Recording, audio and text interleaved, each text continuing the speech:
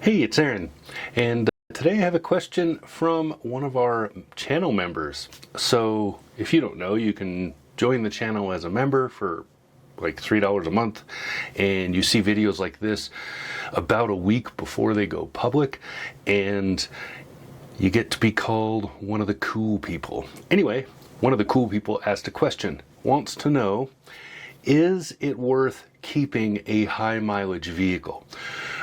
High mileage in this case is being defined as 100,000 miles or more. On a lot of vehicles, I consider that kind of the tipping point. 100,000 miles is if you have a belt, it's where your timing belt interval is going to be. That's an expensive maintenance interval right there. Several $1,000s to get that done. It's also the point where every warranty is done. So even the highest warranties on the market right now don't exceed 100,000 miles. So this is the point where a vehicle is starting to be considered high mileage, and then by book value, this 100,000 miles is where you'll see the biggest drop in vehicle value once it gets past that point. So is it worth keeping a vehicle beyond that 100,000 miles at that high mileage point? The answer is maybe. The reason I say that is because what it really comes down to is your peace of mind.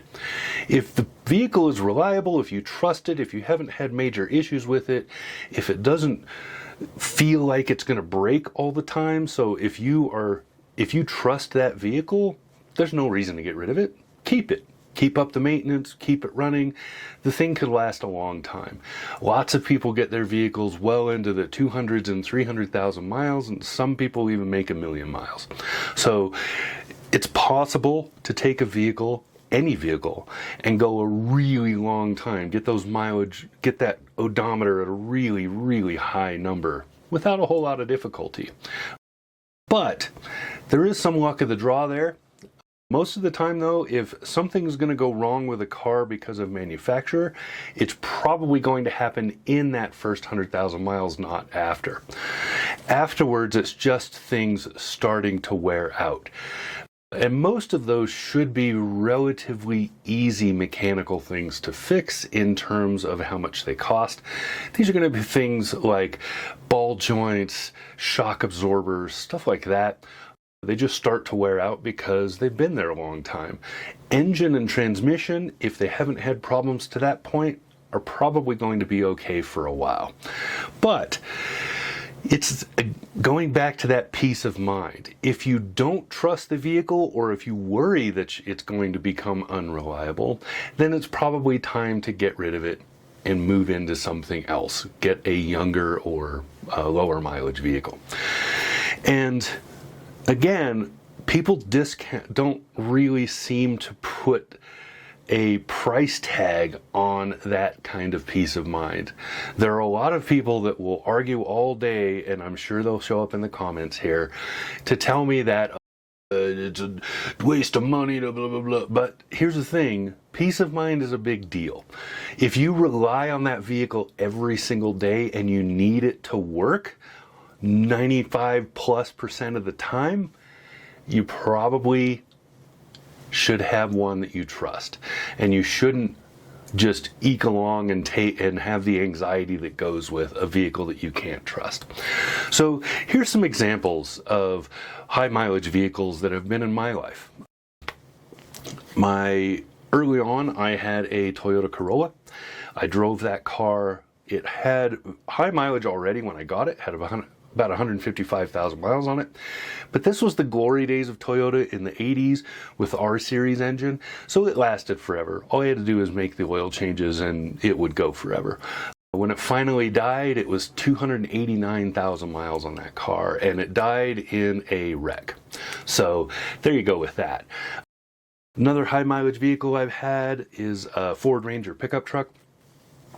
This was a early 80s model, or a mid-80s model, and it was the first year they did fuel injection in that truck, 1986, and it was horrible. It had been driven like a rental anyway. It had been a city maintenance truck, and it had pretty high mileage on it. It hadn't broken 100,000 miles when I drove it, but it was getting close. And it was, yeah, it spent a lot of time broken. I learned a lot about fuel-injected engines from that truck. I loved that truck, but it was not reliable at all. I had, in fact, most of the time when I've had a high mileage vehicle, it's a second vehicle, or it's a vehicle that I don't have to rely on because I have another way to get around if that vehicle breaks. So in the case of that Ford Ranger, my wife at the time had her own little Nissan truck, and it ran great, a little hard body, and so I could just use that when my truck was broken. Other times I've owned vehicles that weren't reliable, so I had that Toyota, that was the reliable vehicle when I owned things like an International Travel and some other stuff, a Jeep, a few things like that. Those were not reliable vehicles, they were toys, so I didn't care. So if the vehicle is not something you depend on, it's fine. If it's not terribly reliable, you could probably live with that. But again, if you rely on this vehicle, you really should have one that you trust. And a lot of high mileage vehicles, sometimes you just can't trust them. So that's what I got. What I would say is it all comes down to your peace of mind. It doesn't really have anything to do with finances. There'll be arguments all day long about the finances, but in the end, it really comes down to the anxiety level you're willing to live with. So yeah, that's it. If you've got a question, you can hit me up. Comment down below. If you'll remember, your question gets pushed to the top of the queue. This question was actually asked just last night. If you find me here on YouTube, if you see this posted on a website like Carney's Cafe or somewhere like that, you can comment there as well, and I should see that. If you find me on social media, make sure to tag or DM me. If you've got questions, I'll do my best to answer them. All right, this has been Aaron. Talk to you again soon.